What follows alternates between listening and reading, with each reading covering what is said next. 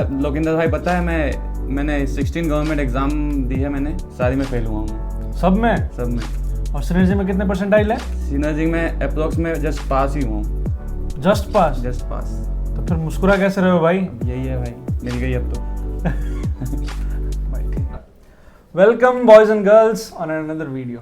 तो ये जो वीडियो है स्पेसिफिकली उन लड़कों के लिए, उन लड़कियों के लिए जिनका अभी 27 अप्रैल का एग्जाम है और काफ़ी लो फील कर रहे होंगे, क्योंकि जो हमारे साथ बंदे बैठे हैं ये आपसे भी ऊंची वाले लेवल के हैं, तो इनसे ही पूछते हैं। ठीक है, अब इसे एक इंट्रो यार थोड़ा short. Hello the guys, my name is Abhishek Patel. मैं इंदौर के पास एक गांव से बिलोंग करता हूँ।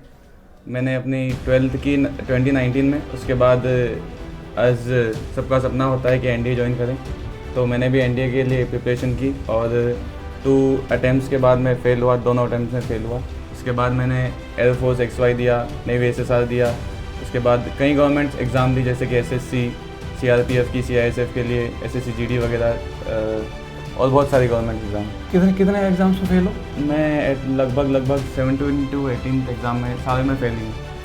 तो देख लो भाई, ठीक है। तो शुरू में यही है कि इतने में फेल है बंदा, फिर भी मुस्कुरा के मेरे साथ ही बैठा है ना। तो अभी तो तुम्हारा 27 अप्रैल का एग्जाम ही है, तो कोई बात नहीं यार, आराम से देना। तो अब आगे बढ़ते हैं। तो अभिषेक भाई, तुम्हारी सिनर्जी में कितने परसेंटाइल थी? मेरी सिनर्जी में परसेंटाइल थी कुछ 59.65। और जैसे मेरे को याद है अपनी कट ऑफ तो 58.98 था ना। हाँ, जस्ट पास ही था मैं। पॉइंट एक परसेंटाइल भी कम होता तो मैं आज यहाँ नहीं होता। अरे फिर भी बैठे तो हो यार। हाँ, है ना जी। तो क्या लक पे डिपेंड करता है? लक पे भी डिपेंड करता है ऑब्वियसली। लक पे बिलीव करते हो? बिल्कुल।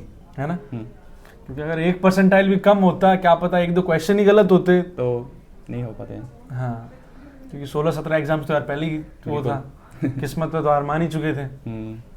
चलो फिर भी यार, हाँ लक तो थोड़ा बहुत होता है यार। देखो हमारी क्लास में कई हैं, सिर्फ तुम नहीं हो ना, हाँ, कई और भी हैं ऐसे जो मतलब 59 के लाइन पे हैं, 59-60 के भी बिलो है बहुत सारे। है ना। हाँ, तो फिर जो तुमने ये इतने सारे एग्जाम्स वगैरह फेल हुए, तो बीच में ग्रेजुएशन वगैरह किया था? बीच में ग्रेजुएशन कंप्लीट हो गया था मेरा हिस्ट्री से। अच्छा। और तुम 12th कब किया था? 2019 में। और कितने साल का गैप रहा सिनर्जी ज्वाइन करने तक? 4 to 5 years। 4 to 5 years। देख लो भाई, जो हार मानते रहते हैं ये कह के कि सर मैं 4 to 5 year ड्रॉप ईयर हूँ, मैं ये हूँ वो हूँ, भाई बहाना नहीं चलता है। देखो यार, ठीक है, अगर ये बंदा हमारे सामने साथ बैठा है तो तुम्हारा तो क्या ही बहाना है। अगर 16-17 एग्जाम देने के बाद भी हमने हार नहीं माना है ना, तो फिर इनको तो क्या ही हार मानना है। बिल्कुल नहीं। हाँ, लगे रहो बस। वही तो अभिषेक भाई, फिर सिनर्जी की तैयारी कैसे करी तुमने यार? सिनर्जी की मैंने कोई स्पेशली तैयारी नहीं की। एज मैंने मेंशन किया कि मैंने इतनी सारी गवर्नमेंट्स एग्ज़ाम दी थी, तो मैंने लगभग मेरा रीजनिंग, इंग्लिश और एप्टीट्यूड वगैरह में थोड़ा स्ट्रॉन्ग था। मतलब ये नहीं कि गवर्नमेंट एग्ज़ाम क्रैक नहीं करता, बट इतनी स्ट्रॉन्ग थी कि हाँ ये इनमें थोड़ा हाथ तगड़ा था मेरा। और मैंने दिसंबर तक पढ़ाई की थी। दिसंबर के बाद मैंने नोटबुक हाथ में भी नहीं ली थी। आज इतनी ज़्यादा मतलब गैप हो चुकी थी, तो कुछ ना कुछ करना था। मतलब कि as I belong from a village, तो विलेज में एक्सपेक्टेशन होती है कि 12th के बाद ही एक्सपेक्टेशन होती है कि कुछ करे बंदा। तो मैंने as I want to join the defence forces, तो मैंने आर्मी भर्ती भी दी थी 2021 में। तो मैंने भर्ती में फिजिकल क्लियर किया था, मेडिकल भी क्लियर किया था, बट जो अपना अग्निवीर आया तो उसमें सारी जो एग्ज़ाम मेरी होनी थी वो हुई नहीं, तो सब कैंसिल हो गया। तो फिर मैंने ये FCAT का भी एग्ज़ाम दिया, SSC वगैरह की प्रिपरेशन की, तो वहीं से मुझे हेल्प मिली एप्टीट्यूड, इंग्लिश और रीजनिंग को सॉल्व करने में। तो इसमें मैं I want to ask one thing कि हमारे सेक्शंस 2 होते हैं ना। हाँ। एक मैथ्स फिजिक्स, फिर PCM का होता है, और एक एप्टीट्यूड और रीजनिंग का। और हमें इतना पता है कि अगर 58 से जस्ट ऊपर है तो हम एप्टीट्यूड के बेस पे ही हैं। हाँ, है कि एप्टीट्यूड और इंग्लिश के बेस पे। बिल्कुल। हाँ, तो क्या कहना चाहोगे कि एप्टीट्यूड और इंग्लिश कितना अच्छा होना चाहिए? तुम्हें तो यार एक्सपीरियंस है पूरा। एप्टीट्यूड और इंग्लिश में हाथ तगड़ा कर लो और फिर आप भले ही मैथ्स और फिजिक्स को भले ही भूल जाओ आप लोग। हाँ, क्योंकि बंदे का 2019 का पास आउट है ना, उसके बाद ग्रेजुएट किससे थे?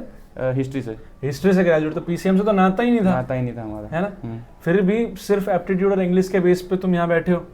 सो ऑल दोज की जो बार बार पूछते रहते हैं भाई एप्टीट्यूड इंग्लिश में आप क्या करना है, क्या करना है यार, कर लिया तो दोबारा रिवाइज करो, जितना होता है उतना, है कि नहीं? बिल्कुल, जितना हो सके उतना बार बार रिवाइज करो उस चीज़ हाँ। को, ताकि वो उसमें हाथ आपका स्ट्रांग हो। जो एप्टीट्यूड और जो इंग्लिश अपना जो रीजनिंग वगैरह जो भी है, अगर ये लक फैक्टर बन सकता है हमारे लिए, तो इनके लिए बन सकता है, जी। है कि नहीं? अब तुमने जैसे पीसीएम इतने सालों से नहीं उठाया, हमारी क्लास में कई है जो नहीं उठाया नहीं होगा। उठाया। मैं मुझे एटलीस्ट जो क्वेश्चंस आ रहे थे, मतलब हाँ। 12th में जो फॉर्मूला पढ़े थे वो पता भी नहीं था कि ये फॉर्मूला भी होते हैं ऐसा कुछ। तो फिर मेरा इंग्लिश और मैथ्स और जो रीजनिंग था उनमें ही थोड़ा स्ट्रॉन्ग था, और मैथ्स में कुछ कुछ क्वेश्चन जो बहुत ईजी थे वो अटेम्प्ट किए थे। वही, अगर तुम्हें ऐसा लग रहा है कि यार टाइम नहीं है, अभी तक प्रिपेयर नहीं किया, तो इनके फंडा में अपना सकते हो भाई, पूरा ही एप्टीट्यूड और इंग्लिश के बेस पर भी तुम जा सकते हो। हम लोग ये नहीं कह रहे कि यार पीसीएम मत पढ़ना, हाँ। और पीसीएम जो होता है अपने स्ट्रॉन्ग टॉपिक्स वगैरह वो तो उठाने ही है। उठाना ही है। जैसे अब- आपका हो गया हाँ। डिटर्मिनेंट्स मैट्रिक्स, आपका डिफरेंशिएशन, इंटीग्रेशन हो गया, ये सब तो आएंगे ही सही, मतलब इनके 2-3 क्वेश्चन एटलीस्ट आएंगे ही सही। हाँ। अब यार बंदे की तो मजबूरी ऐसी थी, 2019 का पास आउट, फिर ग्रेजुएट, वो भी हिस्ट्री से, तो हम तो उठा नहीं पाए, हाँ। है कि नहीं? तुम लोगों की तो ऐसी कुछ है नहीं, तो फिर कहीं से कोचिंग वगैरह लिया था क्या? कोचिंग वगैरह नहीं, सेल्फ स्टडी किया था। अच्छा, तो चलो ये तो यार पढ़ाई की बात होगी, तो अब इतने एक्सपीरियंस्ड बंदे बैठे हैं हमारे साथ, सो थोड़ी बहुत लाइफ की बातें भी कर लेते हैं। तो यार 16-17 तुम इतने सारे पेपर वो हुए, तो हार नहीं माने फिर? हार क्या माने, देते गए। जैसे एक एग्ज़ाम है, एक एग्ज़ाम दिया, फिर थोड़ा और कि हाँ नेक्स्ट में होगा, फिर थोड़ा और, फिर नेक्स्ट में होगा, फिर थोड़ा और, फिर कि इस बार और ट्राई करते हैं, इस बार और ट्राई करते हैं, ऐसे ही करते गए, फेल होते गए। अच्छा, फिर लास्ट में मर्चेंट नेवी का तो कुछ पता नहीं था, मेरे दोस्त ने बताया इस बारे में, और उसने ही सारे फॉर्म फिल किया, IME-CET का, सिनर्जी का, मुझे कुछ पता भी नहीं था ज़्यादा। उसने बोला एग्ज़ाम देने चलते, मैंने बोला चलो। बोले ये एग्ज़ाम है, बोले चलो। IMU की एग्ज़ाम देनी, चलो।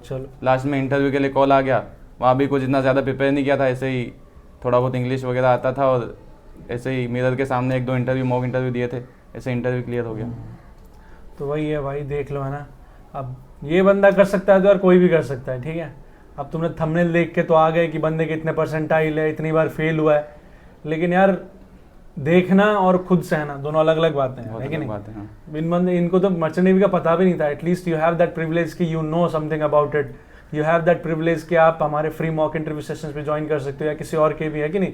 इतने सारे प्रिविलेज हैं, हाँ, उतना तुम्हारे पास था ना हमारे पास था, हमें तो पता ही नहीं था यार। अभी कम से कम तुम्हें पता तो है, अभी फिर 10-12 दिन रह रहे होंगे इनके सिनर्जी के एग्जाम के, है ना? 16 तारीख तो हो गई। हाँ, तो बस 12-13 दिन है, ठीक से लग जाओ। हाँ, तो 12-13 दिन है, तो उसके लिए कहो यार कुछ। यही है कि आप अगर आप सिनर्जी के एग्ज़ाम के लिए प्रिपेयर करना चाहते हो, तो मॉक टेस्ट होते हैं, या तो टेक्स्ट बुक या किसी और वेबसाइट पे जाके मॉक टेस्ट दीजिए, या एयरफोर्स XY ग्रुप के NDA का मैथ्स उठा लीजिए, इन्हीं पे मॉक टेस्ट वगैरह दीजिए, इन्हीं में से लगभग आता ही है, यही सिलेबस सेम है। वही यार, जो अभिषेक ने कहा यार, सब कुछ फॉलो करके, because you have only 10 to 11 days। अब प्रिविलेज नहीं है इनके पास, है कि नहीं? बस 12 दिन है। अब ये नहीं कि मुझे ये हाँ। टॉपिक नहीं आता, इसको मैं पढ़ूँ, आपको बस रिवाइज करना है। अब इतना टेलीग्राम पे, यूट्यूब के घूमने का इतना कोई प्रिविलेज है ही नहीं। अब सिर्फ पढ़ने का, जितना थोड़ा बहुत टाइम मिलता है वो सब थोड़ा बहुत एक्सपीरियंस लो भाई, इनसे की कहानियां सुनो। और बाकी एक उतना ही और है। चीज़ जो कि नेगेटिव मार्किंग होती है, तो एटलीस्ट जो भी क्वेश्चन आप अटेम्प्ट कर रहे हो उनको 100% श्योर के साथ अटेम्प्ट करो कि हाँ ये मेरा सही जाएगा, तो अटेम्प्ट कर रहा हूँ। आपको डाउट हो रहा है थोड़ा सा कि ये गलत हो सकता है, उसको अटेम्प्ट ना करो। अभिषेक, फिर जाने से पहले 1-2 मेरे सवाल यार, इतने सारे के बाद अब यहाँ पे सिनर्जी में आना, was it worth it? Yes, is worth it. था ना? था, है। हाँ, तो भैया यार, चाहे हम जितनी बार फेल हुए, चाहे कुछ हो यार, तो मैं भी अगर सिनर्जी में बैठना है तो मेहनत तो करनी पड़ेगी। जी बिल्कुल। अब हमें तो थोड़ा बहुत चलो लक भी होता है यार। अब तुम्हारे बैच में भी कई होंगे जिनका लक भी काम आएगा थोड़ा बहुत, लेकिन थोड़े बहुत ही होंगे यार, वो गिने चुने, हर कोई तो नहीं होगा ना। हार्ड वर्क करते रहिए। हार्ड वर्क अभी भी करना पड़ेगा, फिर तुम कोर्स करोगे जब भी, फिर बाद में बहुत सारी ये तो चीज़ें ऐसे स्लोप में जाएगी। आप जितना आगे बढ़ते जाओगे उतनी आपका हार्ड वर्क बढ़ता जाएगा। तो देख लो भाई, तुम्हारे लिए अब कहाँ कहाँ से मैं ढूंढ के ले आया थोड़ी बहुत, ताकि तुम्हें थोड़े बहुत इंस्पिरेशन मिल सके। अब अगर इनसे भी इंस्पिरेशन नहीं मिला तो यार मैं क्या ही कहूँ, ठीक है? अब Lokendra and Abhishek Patel signing off. Thank you.